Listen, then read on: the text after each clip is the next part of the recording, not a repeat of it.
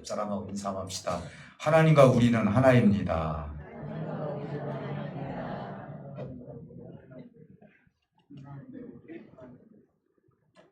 할렐루야. 오늘은 이제 7월 마지막 달을 맞이해서 그동안 7월 첫 주부터 오늘까지 주된 주제가 뭐였냐면은 율법이었어요.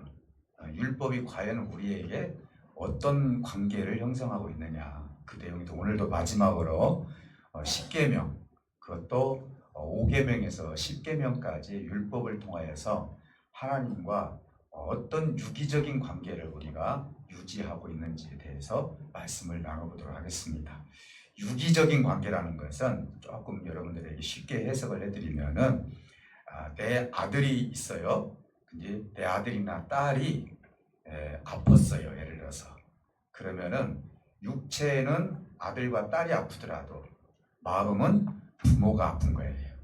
이게 유기적인 관계예요. 그렇기 때문에 우리가 마음 아파하는 것은 사실은 서로가 같이 유기적인 관계로 형성되어 있기 때문에, 그래서 우리가 그 마음이 깊어지면 이 사이에 불쌍하고 연약한 자들을 보게 되면은 불쌍한 마음이 생기고 긍휼한 마음이 생기듯이 이건 역시도 하나님께서 우리에게 주신 마음 때문에, 유기적인 관계 때문에 그런 마음이 생기는 것이다 라고 생각을 하시고, 그러면 과연 하나님과 우리는 어떤 유기적인 관계를 통하여서 하나님이 우리와 하나가 되기를 원하시는지에 대해서 말씀을 한번 나눠보도록 하겠습니다.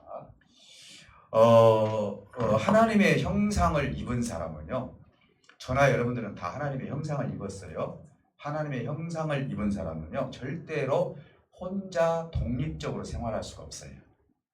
내가 아무리 독립적으로 나 혼자 살아야 되겠다 하더라도 내 마음과 내 뜻대로 되지 않는 것이 사람의 삶이에요.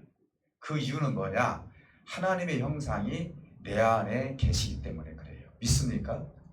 여러분, 아무리 모든 환경과 모든 조건이 다 갖춰졌다 하더라도요, 하나님이 나를 간섭해 주지 않으면요, 인생은 무의미한 인생이 될 수밖에 없는 거예요.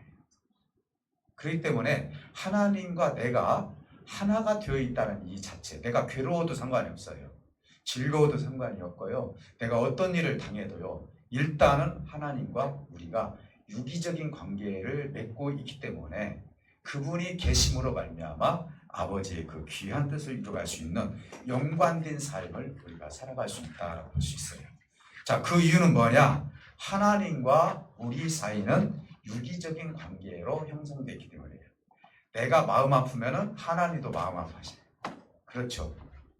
내가 즐거우면 하나님도 즐거워하시는 거예요. 그래서 로마서에서도 그 얘기 했잖아요. 수도 없이 제가 말씀을 드렸거든요.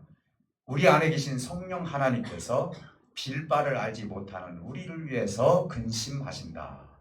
하나님이 근심하시는 것은 별것이 아니에요. 우리 자신이 하나님 안으로 안 들어왔을 때 근심하시는 거예요. 그러니까 하나님과 우리는 관계가 있어요, 없어요? 있다는 것이죠. 그렇기 때문에 하나님과 우리는 관계가 있어요. 자식과 부모와 관계가 없다라고 보면 안 되죠. 아무리 못된 자식이라 하더라도요, 그 자식이 잘못되면 마음 아픈 것이 부모의 마음이에요. 똑같은 원리를 가지고 있다라고 볼 수가 있습니다. 마침 사랑하는 사람들끼리 서로 기쁨과 아픔을 공유하는 것과 같다, 이렇게 볼 수 있어요.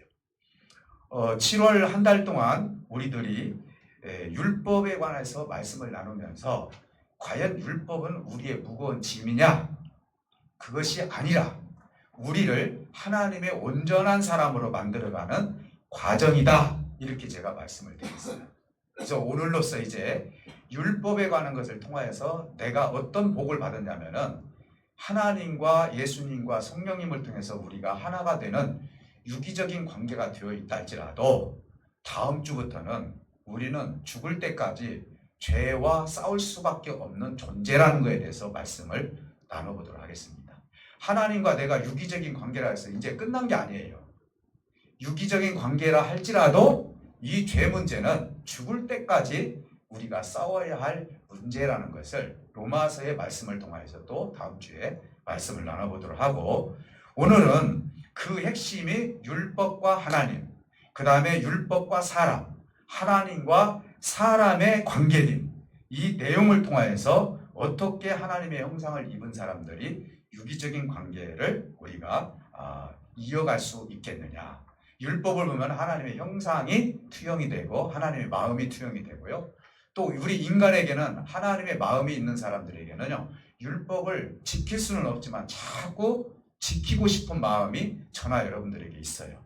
그래서 자꾸 그 율법을 향해서 가기는 가요. 근데 거기를 완성시키지 못하는 것이 저와 여러분들의 연약한 존재라는 사실을 우리 하나님은 잘 알고 계시기 때문에 우리에게 무엇을 주셨어요? 율법을 지킬 수 있도록 성령 하나님을 우리에게 주셨다라는 것만 믿고 오늘 이 말씀을 통해서 한번 더 깊게 나눠보도록 하겠습니다.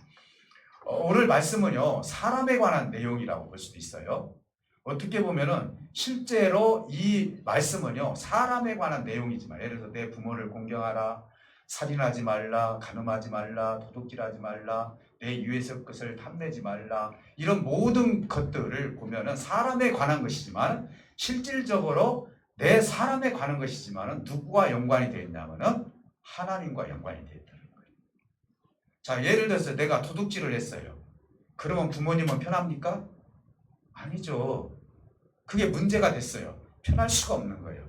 우리 하나님이 인간이 해야 할 일들을 통하여서 이런 모든 죄 가운데 있게 되면은 하나님도 불편할 수밖에 없다는 것이죠. 그래서 이게 유기적으로 연관이 되기 때문에 이것은 특별히 사람에게만 준 법이다라고 생각하면 안 돼요.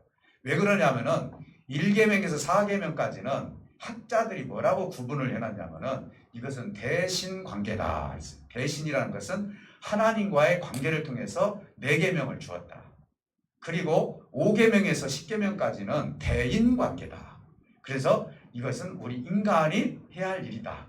이렇게 이야기를 하는데 잘못하면은요, 이것을 구분하게 되면 하나님과의 관계, 인간과의 관계가 끊어질 수밖에 없는 거예요. 그렇기 때문에 이 계명은 우리 인간에게 주시기는 했지만은 결국은 누구하고 연관이 되어 있냐면은 하나님과 연관이 되어 있다는 사실을 먼저 여러분들이 아시기를 주님으로 축복해 드립니다.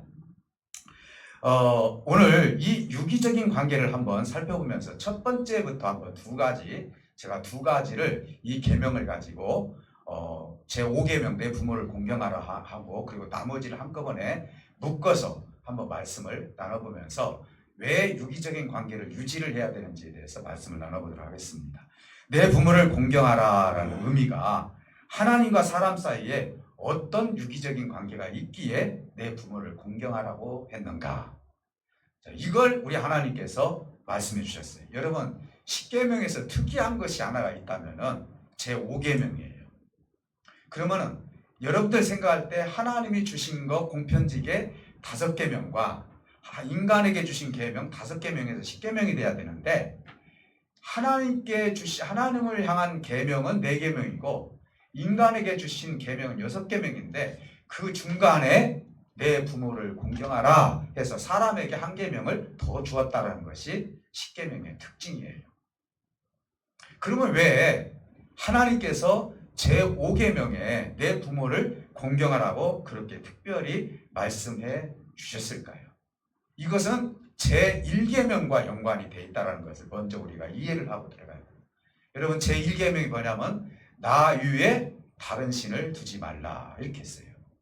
그리고 5계명에서는 내 부모를 공경하라 했어요. 그러면은 나 위에 다른 신을 두지 말라는 것은 어떤 의미가 있냐면은 우리가 무슨 신을 섬기고 이런 섬기지 말라 이런 의미도 있지만은요, 이 계명에는 하나님께서 스스로 권위를 세워주셨다는 거예요. 나 위에는 창조주도 하나이고 너를 보호하는 하나님이고 그리고 너의 미래까지 책임져 주시는 하나님이 제1계명을 통해서 나 위에 다른 신을 두게 되면은 너와 내가 관계가 끊어질 수밖에 없다는 것을 이 권위를 우리 인간에게 말씀하고 있다는 거예요. 그러니까 1계명은 하나님의 권위예요. 그러면 사람에게도 권위를 주어서 하나님을 알게 하는 것이 하나가 있는데 그것이 제5계명이에요. 제5계명은 내 부모를 공경하라. 그리하면 이 땅에서 너의 생명이 길어질 것이고 그리고 너에게 복을 내릴 것이다 라고까지 하나님께서 말씀해 주셨어요. 그리고 내 부모를 공경하라 이 속에는 하나님께서 부모의 권위를 하나님의 권위를 세워주신 것처럼 인간의 세계에서 부모에 대한 권위를 세워주셨다는 거예요. 성경은 이렇게 말합니다. 내 부모를 공경하지 못하면서 보이지 않는 하나님을 어찌 너희가 공경한다라고 나에게 말할 수 있겠느냐. 하나님께서 말씀하시기를 부모를 공경하지 못하는 자는 결국은 하나님도 공경하지 못한다라는 것을 말씀하고 있는 거예요. 보이는 것도 못하면서 보이지 않는 하나님을 어떻게 내가 사랑하고 공경할 수 있겠느냐. 그래서 부모님에게 권위를 세워주셔서 부모님이 그 권위 아래서 우리가 그를 사랑하고 그리고 그 앞에 순종하게 하는 것이, 이 순종도 따지면 여러 가지 있어요. 뭐 도둑질하는 순종 이런 거 아니에요. 주 안에서 순종이에요. 이런 부분을 하나님께서 6계명, 5계명에 그걸 세워주셔서 10계명의 중심을 내 부모를 공경하라라는 그 계명에 우리에게 맞춰주심으로 말미암아 오늘 내 부모를 공경하라는 것을 통해서 우리가 어떻게 하나님의 권위를 세워주시고 유기적인 관계를 통해서 아버지 뜻을 이룰 수 있는가. 그래서 어떤 분들이 이렇게 얘기합니다. 하나님을 보고 싶으면 부모를 보라고 얘기합니다. 그렇죠? 부모님은요 모든 것을 다 희생합니다. 그렇잖아요. 여러분 어머니들도 그렇잖아요. 자식들한테 뒷거래 하시죠? 아버지는 주지 말라고 하는데 어머니들은 어때요? 몰래 통장에다 어떻게 해서 100만 원이든 200만 원이든 알게 모르게 너 나하고 비밀이다 하면서 주죠? 웃으신 분들은 범인들이에요. 어때요? 내 부모를 공경하라라고 이렇게 하는 것은 자식이 아무리 못된 자식이라 할지라도 그 일어나는 현상을 통해서 가슴 아파하는 것이 부모의 마음인 것처럼 내가 하나님의 삶을 제대로 살지 못하면은 그것을 통하여서 마음 아파하시는 것이 부모가 마음 아파하시는 것처럼 하나님도 그렇게 마음 아프다라는 것을 말씀하시는 거예요. 여러분 이삭을 모리아산에 바칠 때 하나님께서 믿음의 조상 아브라함이 이삭을 바치려고 했죠. 그때 하나님께서 멈추게 했죠. 그때 하나님이 뭐라고 말씀하십니까? 내가 너의 믿음을 보았노라. 이렇게 얘기를 하면서요. 이 이야기는 뭐냐면 네가 네 자식을 바쳐보니까 얼마나 마음이 아프냐. 이걸 지금 아브라함에게 얘기하면서 앞으로 내가 내 아들을 이 땅에 가서 너의 자식을 죽이듯이 이 땅에서 앞으로 내 자식을 죽여서 인류를 구원할 것이 아버지의 뜻이라고 지금 얘기를 하고 있는 거예요. 아버지의 마음을 안 거예요. 아브라함은요. 아브라함의 믿음의 조상이라고 하지 않습니까? 아브라함의 후손을 통해서 예수님이 나오지 않았습니까? 그러니까 아브라함이 겪었던 그 마음을 하나님께서 미리 인간에게 체험케 해주시고 그리고 나중에 하나님께서 당신의 아들을 이 땅에 보내주심으로 말미암아 아버지께서도 구원하지 않는 그 순간에 아버지께도 버림받을 정도로 십자가에서 처절하게 죽는 그 모습을 통해서 아버지의 마음이 얼마나 아팠겠냐 이 말이죠. 하물며 예수 그리스도를 통해서 구원받은 우리의 모든 사람들이 하나님의 뜻을 모르고 하나님의 관계가 제대로 형성이 되지 않았을 때 뜻이 서로 옮겨지지 않았을 때 아버지의 마음이 얼마나 아프겠느냐 이 말이에요. 그래서 그 계명 속에 부모라는 계명을 그 속에 집어넣어 줬다라고 보시는 거예요. 여러분 이 말씀이 여러분 마음에 와 닿습니까? 우리 눈으로 하나님이 보이지 않지만은요 보이는 우리 아버지 어머니에 대해서 여러분들이 속상하게 하면요 부모님들 마음 아파한 것처럼 우리가 제대로 아버지 하나님의 신앙생활을 못할 때 성령 하나님이나 아버지께서도 그만큼 마음이 아프다라는 것을 부모의 모습을 통해서 우리에게 투영시켜주고 있다. 그래서 제5계명에 내 부모를 공경하라라고 말씀하고 있는 것입니다. 사랑하는 성도 여러분, 이제 무엇보다도 우리는 하나님께서 주신 이 말씀을 통하여서 유기적인 관계, 아버지 하나님께서 너와 내가 하나가 되기를 원한다. 그래서 아까 우리 인사할 때 뭐라 했어요? 하나님과 우리는 하나입니다 라고 말씀해 주었어요. 그래서 오늘 내 부모를 공경하라 이 속에는 하나님의 권위를 인정하라 라는 그 뜻이 이 속에 들어있다라고 볼 수가 있는 것입니다. 또 마지막으로 하나는 뭐냐? 살인과 간음과 도둑질과 거짓 증거 그리고 남의 소유를 탐내지 말라. 이게 나머지 계명이에요. 나머지 계명인데 이것은 뭐냐면은 이웃과의 관계가 연관이 되어 있다는 거예요. 여러분, 이웃과의 관계가 연관이 되어 있다는 것은 어떤 의미냐? 우리 하나님은 수도 없이 그 교훈을 주셨어요. 예를 든다면 몇 가지 합니다. 계속 그런 예를 들어왔지만 여기와 연관이 되니까 다시 한번 말씀을 드린다면은 우리가 하나님으로부터 용서받는 이유가 뭐죠? 하나님께서 예수 그리스도의 이름으로 용서를 받죠. 근데 조건이 하나가 더 있어요. 주기도문에서 말씀해 주셨던 거잖아요. 내가 다른 형제를 용서를 못하면 하나님도 용서할 수 없는 것이 하나님의 용서의 원리예요. 이웃에 대해서 하나님은 관심을 가지고 있는 거예요. 그렇잖아요. 여러분들이요, 신앙생활 하면서 내가 다 용서해도 저 한 사람은 내가 용서하지 못하겠다. 하나님이 용납을 할까요? 절대로 용납할 수 없는 거예요. 심지어는 하나님 뭐라고 말씀하셨죠?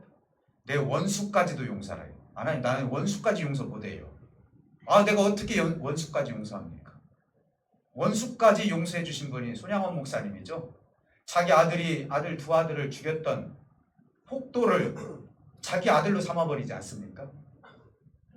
여러분, 그래서 사랑의 원자탄이라는 영화를 보면 그거 보고 눈물 안 흘리는 사람 없어요. 그 사랑을 실천하는 거예요. 내가 남을, 내 이웃을 용서하지 않고 하나님으로부터 용서받을 생각을 하지 말라는 거예요. 이것이 바로 하나님의 원리라는 것이죠. 오늘 여기서 하나님과 이웃과의 관계가 이 나머지 계명인데 이 원리가 사실은 누구와 연관이 됐냐? 하나님과 연관이 되어 있다는 거예요. 그렇기 때문에 하나님의 관심은 현재 교회 다니는 사람하고만 관심을 갖고 있는 게 아니라 아직도 세상에서 헤매고 아직도 하나님을 알아야 할 사람들에 대해서도 하나님은 여전히 관심을 가지고 있다는 거예요. 그래서 너희가 세상의 빛과 소금이라고 한 이유도 너희들의 모습을 보고 그들이 하나님을 믿도록 하는 것이 아버지의 관심이다라고 말씀하고 있다는 사실인 것입니다. 사랑하는 성도 여러분, 오늘 하나님과 연결되어 있다는 이 유기적인 관계, 내가 남을 용서할 때 하나님도 나를 용서해 주신다라고 말씀하신 것처럼 여러분들이 이웃을 사랑할 수 있는, 그래서 주님이 두 가지 계명을 얘기했잖아요. 어떤 계명이 제일 큽니까? 하나는 하나님을 사랑하고 두 번째는 이웃을 사랑한다. 만약에 큰 계명 하나만 얘기하라면 안 되잖아요. 근데 이 예수님께서는 두 가지를 다 이야기한 거예요. 이 말은 뭔 말이에요? 이웃과 하나님과 우리 모두는 다 유기적인 관계로 하나이기 때문에 예수님께서 이 두 가지에 대해서 말씀을 해주고 있다는 거예요. 자, 그래서 첫 번째 우리가 한번 생각해 볼 수 있는 이 계명에 대해서 한번 생각을 해보도록 하겠습니다. 이 말씀을 드리기 전에 제1계명과 나머지 지금 제가 말씀하는 것 다 연관이 되어 있다는 거예요. 자, 제1계명이 아까 말씀해 주셨던 것처럼 나 위에 다른 신을 두지 말라 그랬거든요. 여러분, 살인하는 것도, 간음하는 것도, 도둑질하는 것도, 그리고 남의 것을 탐내는 것도, 이 모든 것은 뭐냐면요, 내 속에 나 스스로가 나를 사랑하고 그리고 내 안에 다른 신이 있기 때문에 저질러지는 일이라는 것을 하나님은 말씀하고 있는 거예요. 아니에요, 목사님. 나 진짜 가서 어디 가서 내가 뭐 절을 했습니까? 정치로 갔습니까? 내가 무당 앞에서 푸닥거리를 했습니까? 나 그런 거 한 번도 한 적 없어요. 물론 그건 잘한 일이에요. 당연히 안 해야죠. 근데 그게 자랑이 아니에요. 사실은요. 우리가 자랑할 것이 뭐냐? 내 안에 신을 몰아내는 거예요. 언제가도 그 얘기 했잖아요. 내 안에는 얼마나 많은 신들이 있는지 몰라요. 명예의 신, 지식의 신, 물질의 신, 그래서 나 위에는 다른 게 없어요. 그렇기 때문에 내 속에서 생성된 이 신을 버리지 아니하면은 살인할 수도 있고 간음할 수도 있고 도둑질할 수도 있고요.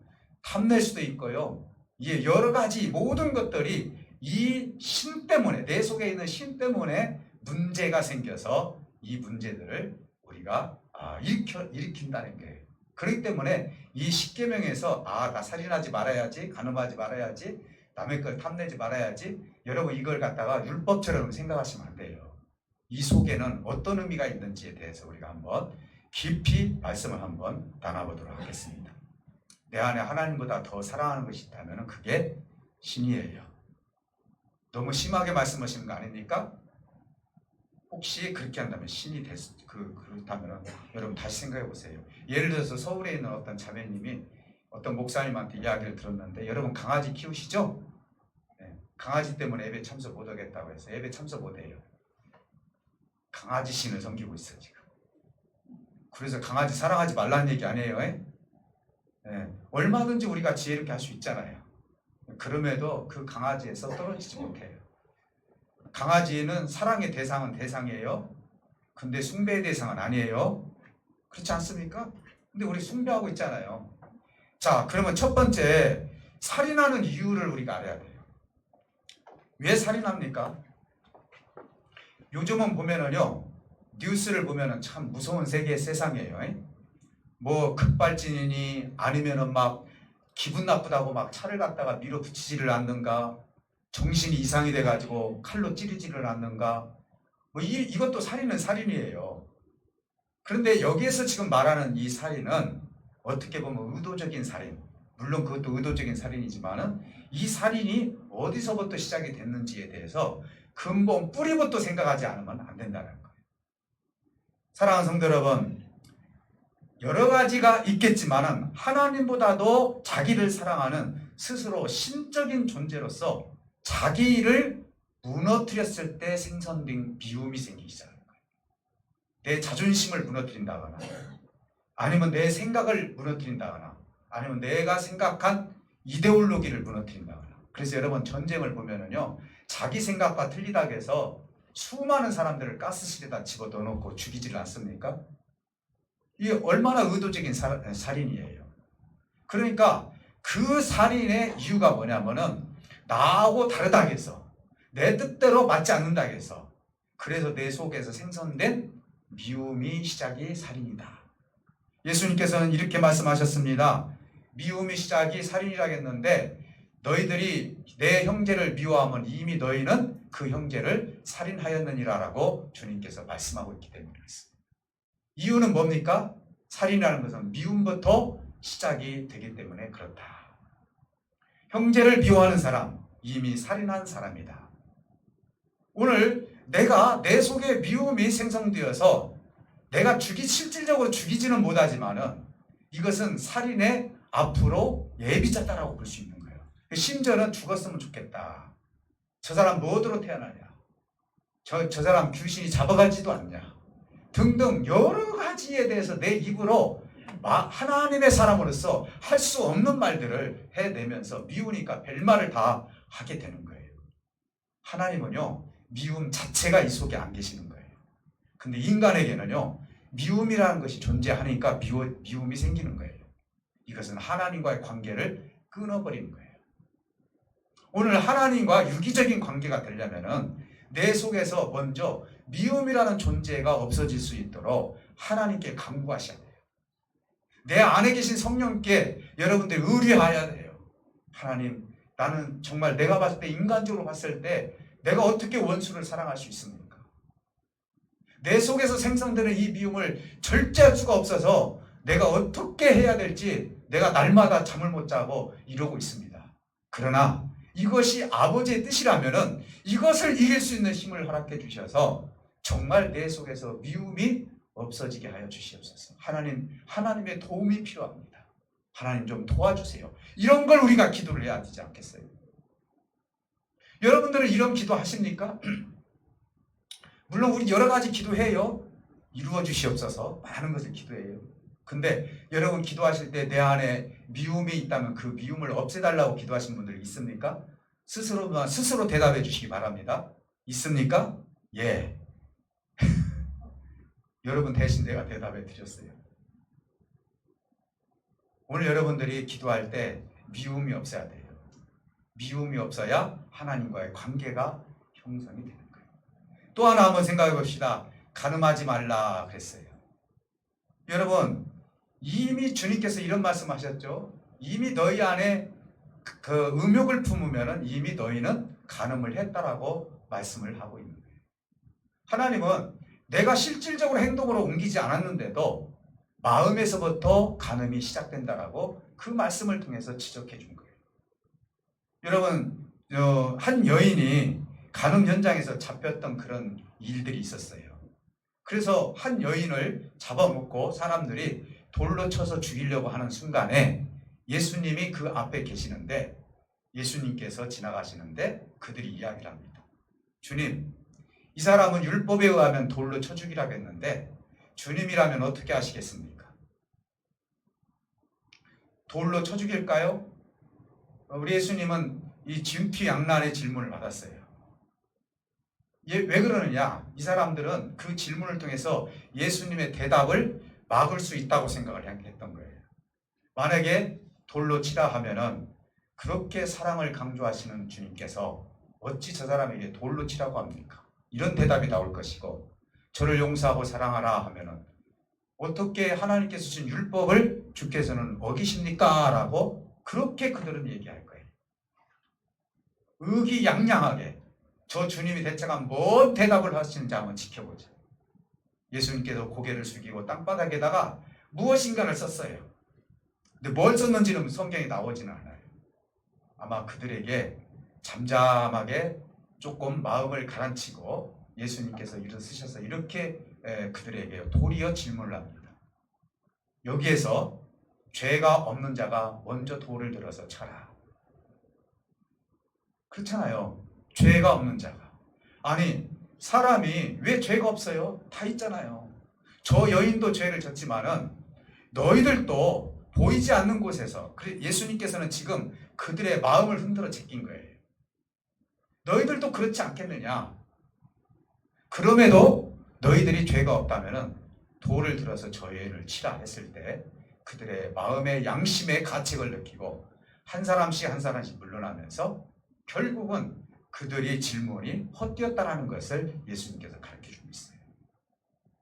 사랑하는 성도 여러분, 여러분들이 생각할 때 그 간음이라는 말은 육신을 위해서 취하는 것은 다 간음이에요.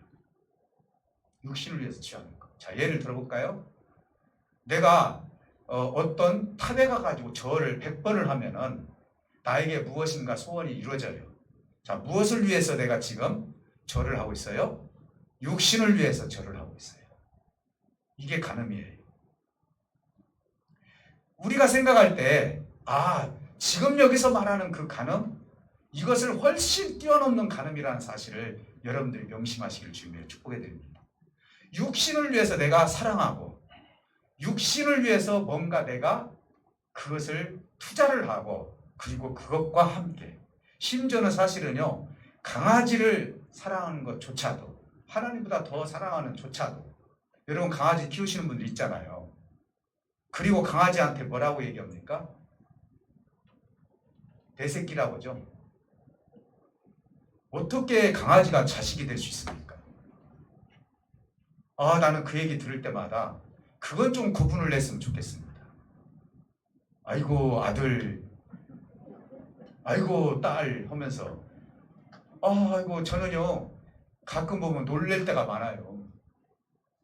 유모차에다가 막 보면은 모자 쓰고 오는데 멀리서 보는데 아이고 저 할머니 참 행복하시겠네. 손자인지 손녀인지는 모르지만 가까이 와보면 강아지가 막 이렇게 휘둥거리고 있어요.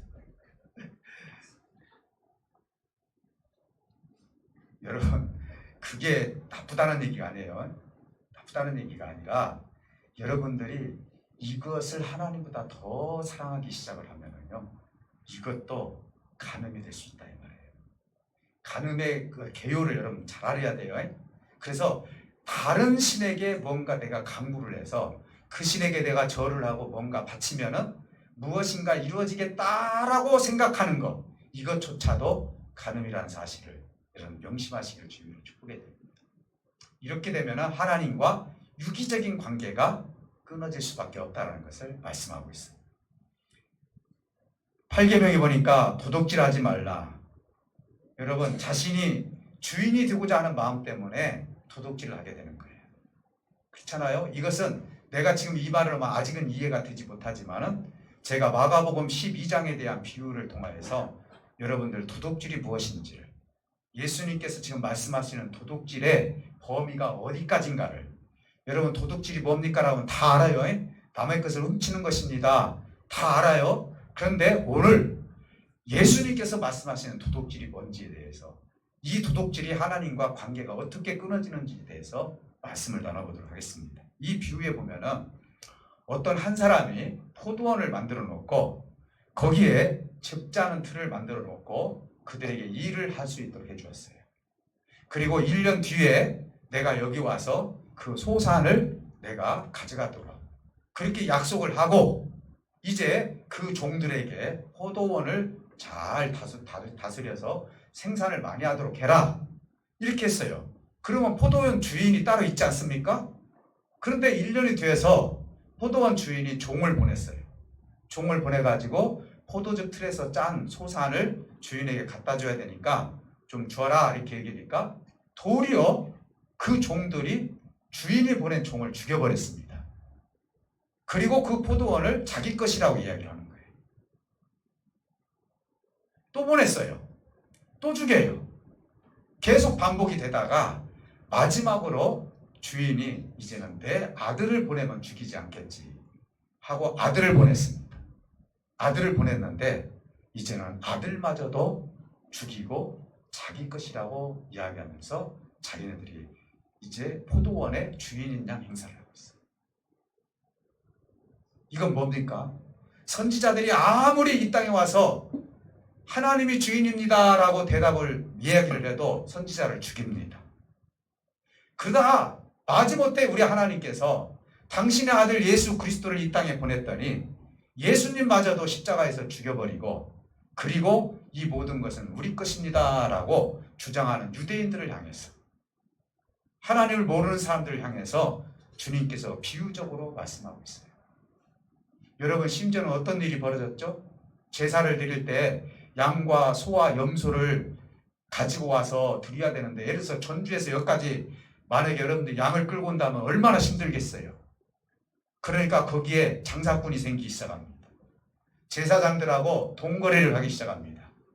염소 한 마리에 예를 들어서 20만 원인데 이 20만 원을 네가 어떤 사람에게 팔았다면은 거기에 대한 5만 원은 우리에게 띄워줘라. 내가 그 장사할 수 있는 권위를 너에게 줄 테니까. 그래서 주님께서 장사하는 사람들 안에 들어가서 채찍을 때리면서 주님의 몸된 교회는 만일이 기도하는 집이지 장사하는 집이 아니다 하고 비둘기 파는 사람이나 모든 사람 다 엎어버렸어요. 당신이 무엇이길래 여기서 지금 이렇게 하느냐? 우리 주님이 누굽니까? 성전의 주인 아닙니까? 도둑질하고 있는 거예요. 오늘날도요, 수많은 교회들이요, 이런 문제 때문에 보이지 않게 이런 도둑질 때문에 얼마나 힘든 시대를 우리가 살고 있어요. 하나님의 것을 왜 내 것이라고 이야기합니까? 아니잖아요. 여러분 한번 생각하시기 바랍니다. 물건만 훔치는 것이 도둑질이 아니에요. 의도적인 도둑질이에요. 마음까지 훔칩니다. 영혼까지도 훔칩니다. 그리고 요즘 이단의 교주들은 어떻습니까? 사이비 그 교주들은요, 그 마음을 갖다 다 가스라이팅으로 다 심어가지고 이 사람이 나의 구세주라고 생각할 정도로 만들어 놓고 교주를 따르게 하고 돈을 내게 하고, 그리고 그 사람이 만약에 떠나게 되면 죽을 것처럼 이야기를 하면서 참으로 연약한 백성들을 그렇게 만들어 놓고 그 사람의 육신과 그 사람의 마음과 그 사람의 미래까지도 다 도둑질해 가는 그런 도둑놈들이 이 땅에 너무너무 많이 있다는 거예요. 단순히 내가 무엇인가 도둑질하는 거 있어요. 저도 우리 부모님 속여서 도둑질한 적 있어요. 네. 제가 대학교 다닐 때 제가 일부에도 그런 얘기했지만 참 웃기는 사건이에요. 돈이 조금 부족해가지고 저희 친구하고 둘이 작당을 해가지고 문서를 갖다가 가짜로 만들어서 편지로 보내가지고, 그래서 도장을 얼마나 잘 팠는지 그 대학교 직인을 찍어가지고 아버지가 속았어요. 그랬는데 오늘날 그 친구는 그 아들을 신부로 만들었더라고. 개전에서 지금 신부 생활을 하고 있고, 저는 목사가 되어 있고요. 그래서 제가 회개했으니까 말씀드리는 거예요. 네. 사랑하는 성도 여러분, 이 도둑질이라는 것은요, 여러분 단순한 이런 도둑질 위에 우리 마음을 뺏어가는 것이 얼마나 큰 죄인지 여러분 뺏기지 마시기를 주님의 이름으로 축복해 드립니다. 세상은요 자꾸 하나님과 멀어지도록 하나님을 제대로 못 믿게 우리 마음을 뺏어가는 도둑들이 이 땅에 얼마나 많이 있는지 몰라요. 거기에 속지 말으시기를 주님의 이름으로 축복해 드립니다. 마음도 상하게 하고 육체도 상하게 하고 그것을 자기 것으로 취하는 도둑질. 그래서 하나님의 사랑보다도 남의 것을 탐내는 이런 일들을 통하여서 자꾸 도둑질을 함으로 말미암아 하나님과의 관계가, 유기적인 관계가 끊어지는 일들이 생기게 된다는 거예요. 그래서 여러분, 십계명은요 무거운 것이 아니라는 거예요. 저는 이번 7월 한 달 동안 이 말씀을 연구하면서 옛날에는 십계명 조금 그 부분에 대해서 깊이 내가 생각을 하지 못했는데 하나님은 기가 막히게 사람에 대한 이 계명을 줌으로 말미암아 이것은 하나님의 사람으로서 반드시 필요한 것이다. 인간이 실수한다 할지라도 이 계명을 통하여서 우리가 하나님의 사람으로 온전히 세워갈 수 있는 틀을 하나님께서 만들어 주셨구나 라는 것을 내가 확신을 하고, 오늘 여러분들이 율법을 딱딱하게만 생각하지 마시고 이 율법을 풀어주고 율법에서 우리가 더욱더 자유를 누릴 수 있는 길은 보혜사 성령님이 내 안에 계심으로 말미암아 여러분들은 율법에서 자유를 누릴 수 있는 저와 여러분들이 될 줄 믿습니다. 왜요? 여러분들이요 하나님을 사랑하고 내 안에 성령이 계시잖아요.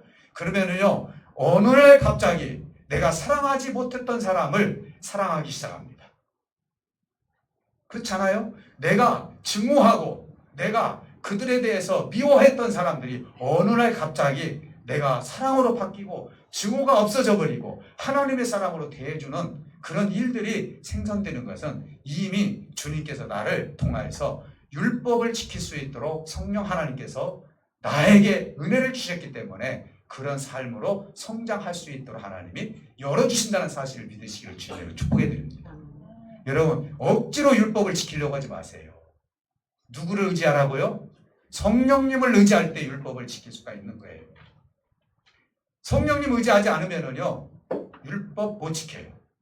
저 역시도 못 지켜요. 하나님이 지켜주셔야 돼요. 아까 기도할 때도 하나님 나에게 미움이 없어지게 해달라고 그렇게 간절히 기도하잖아요. 우리 여러분들 또 기도할 때 하나님 내가 세상을 사랑하지 않게 해달라고 여러분들이 간곡히 또 기도해야 되지 않겠어요? 이렇게 기도함으로 말미암아 뭐가 이루어지느냐?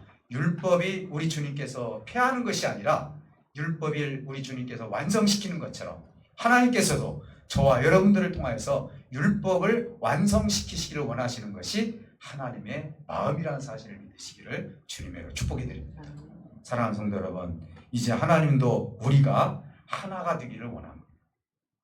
우리가 잘못 살면 하나님 마음 아파하시는 것처럼 여러분 자식들이 잘못 살면은 하나님 부모님들이 마음 아파하는 것처럼 우리 하나님은 여전히 우리를 버린다거나 심판한다거나 그게 아니라 도리어 그 모습을 보고 우리를 긍휼히 여겨주시고 그 모든 것이 될 때까지 성장할 때까지 기다려주시고 또 용서해 주시고 그리고 더 나아가서는 하나님의 사람으로 만들어질 때까지 하나님께서 인애의 마음을 가지고 헤세드의 마음을 가지고 우리를 끝까지 끌고 가신다는 사실. 그래서 우리 하나님과 유기적인 관계가 끊어져서는 안 되겠다. 여러분 꼭 이 계명을 지킬 때 내가 스스로 지키려고 하지 말고 하나님의 도움을 통하여서 성령님의 도움을 통해서 유기적인 관계를 유지해 나갈 수 있도록 여러분들 하나님께 기도하면서 승리하는 저와 여러분들이 되시기를 주님의 이름으로 축복해 드립니다. 우리 다 같이 기도하실 때 우리 하나님께서 함께 해줄 줄 믿습니다. 하나님, 나에게 하나님과의 관계는 아버지와 자식 간의 관계인 줄 압니다. 하나님 함께 해주시고 오늘 이 시간 이 계명은 나에게 무거운 짐을 주려고 하는 것이 아니라 하나님의 사람으로 성장시키려고 주신 것이라는 사실을 알게 해주시옵소서. 오늘 이 시간대 속에 하나님을 사랑할 수 있도록 이 모든 것들을 이겨나갈 수 있는 힘을 달라고 우리 다 같이 기도하실 때 하나님께서 함께해 주실 믿습니다. 아픈 부에 손을 얹고 우리